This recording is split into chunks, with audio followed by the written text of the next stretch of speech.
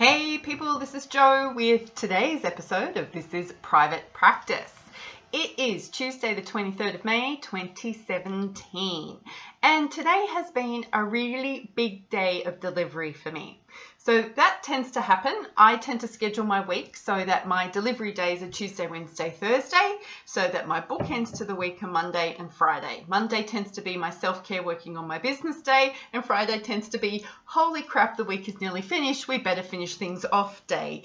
It's a little bit more strategic than that, but that's still how it feels. There's also mojitos on a Friday. Very, very important way for me to end my week. So this morning I started off by participating in a group consultation around some clinical clients that we work with. There's a group of us who get together once a month, and a colleague of mine facilitates a really great discussion on working with this particular client group and working with a particular set of insurance companies that we work with here in Australia. And it wasn't very long, but it was really meaty, and it helped me rethink again today how I want to spend my time and my energy on my own professional development and my own personal development. And that it came up in a coaching call that I had today with one of my mentoring clients, is we have so much choice for professional development and personal development, and sometimes they're the same thing. And some of us might want to go to this conference and that workshop and this. And I've met people who I think are like education junkies. They just want the next education piece and the next education piece and more learning and more learning and more tools in their belt and more tools in their belt. And that's cool.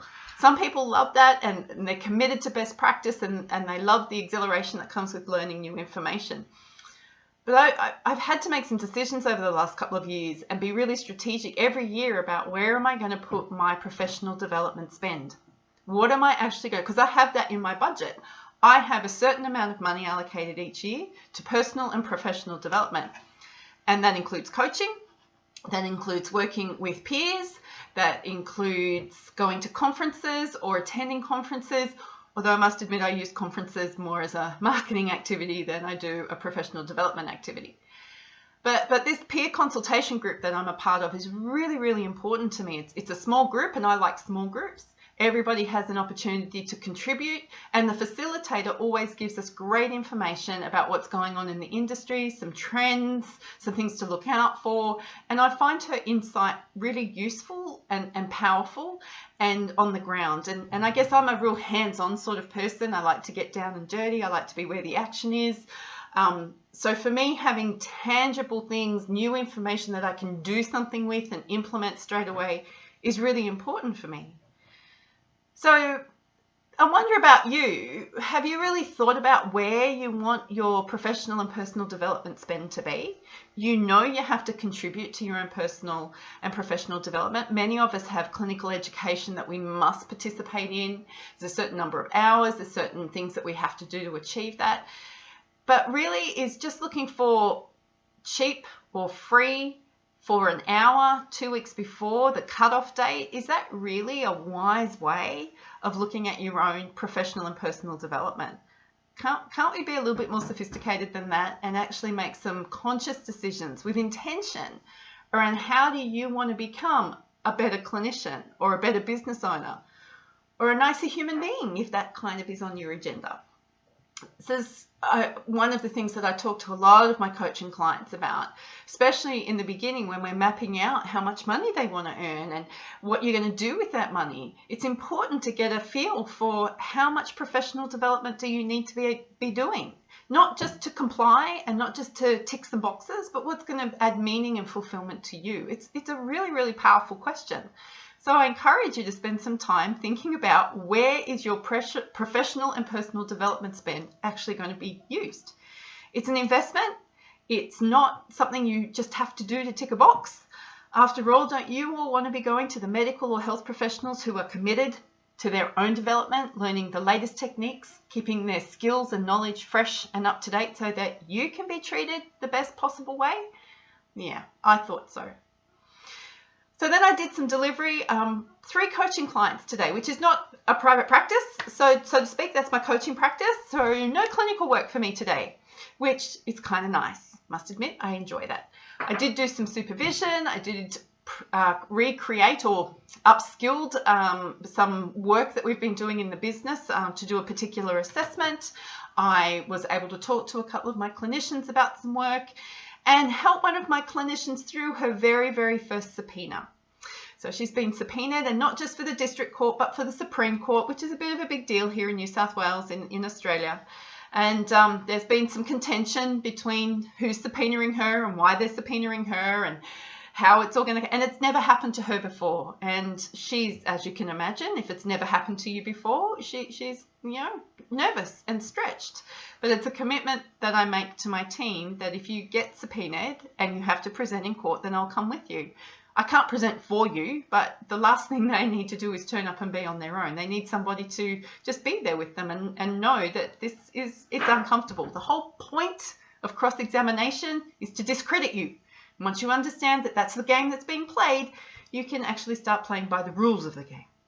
Anywho, if you've got any issues around that, don't talk to me about preparing for subpoenas. You need to speak to someone else, to Nicole. She's the guru of all things subpoenaing and court appearances and stuff. So a couple of coaching sessions. New client started today, which is awesome. She came having done 3 months worth of homework in her first session. Wow, I get to create some extension work for her. That's pretty awesome. She's going to fly. She's just going to be amazing and fly and take off and recreate her incredibly successful private practice both in Connecticut and moving down to Florida. What was really interesting about that conversation is that she never, ever, ever expected to be in private practice. She went through school, she got a master's of social work, and she wanted to work for the community. She wanted to work for the city or the state. And that's what she's been doing. And then she just started a private practice on the side and found that she loved it and got some supervision around what she was doing and found that she loved it even more. And then found a niche of people that she really wanted to extend herself with and work with, and has become incredibly passionate and has done a lot of work and has developed specific therapeutic techniques to be able to help fulfill this passion. What was exciting in speaking to her today is I asked this question: where do you want to be in 5 years' time? What were you expecting that you would have done or had in your life? Picture yourself in 5 years' time. What age will you be, and what will you have expected of yourself? And she said, I'm right where I want to be. I'm doing exactly what it is I want to be doing. I've just got this new thing in my life now that fills me with excitement and joy, and I can't wait to get it going and thriving. And that's so different to what I usually hear. Usually I hear people who are full of regret or disappointment, or I couldn't make it work, or I feel like a failure. And it was just so refreshing to have this lovely young woman who's, she's in her mid-30s, so she's not a new grad, going, I'm exactly where I want to be. I've got all the things I want. I'm ready for the next stage of my life, and this is what I choose it to be. I'm like, wow, that is going to be fun. And then I had some emails to deal with, because there's always emails to deal with. I had phone calls to deal with because I remembered I have Message Bank and I need to return those calls as well. Spoke to both my team members who were in today. Yay, nobody's sick anymore. Woohoo! And I'm preparing to travel interstate tomorrow. It's not as glamorous as what it sounds, but Melbourne is a fun city and I can't wait to get down there. I've got some meeting with one of my bestest girlfriends, and then I'm meeting up with one of my ex-clients who's an amazing occupational therapist, and I'm just looking forward to being in the vibe of Melbourne. Lots of coffee in Melbourne, lots of really good coffee in Melbourne. Very walkable city too. Nice place. Yeah, tourism Melbourne. I love Joe. So I've just had a massage, which is why I'm all floaty and relaxed, because I won a massage a couple of weeks ago, and let's take those opportunities when we get them. So it's been a bit of self-care, probably preventative care, because knowing me, I'll be up all night going, oh, I haven't done this, oh, I haven't done that, because I'm traveling tomorrow, and that tends to be what happens. So this is private practice. If you can remember what we talked about in the beginning of this video, just ask yourself the question again, where do you want to invest your personal and professional development, time, energy, and money this year? Good question. All right, see you tomorrow.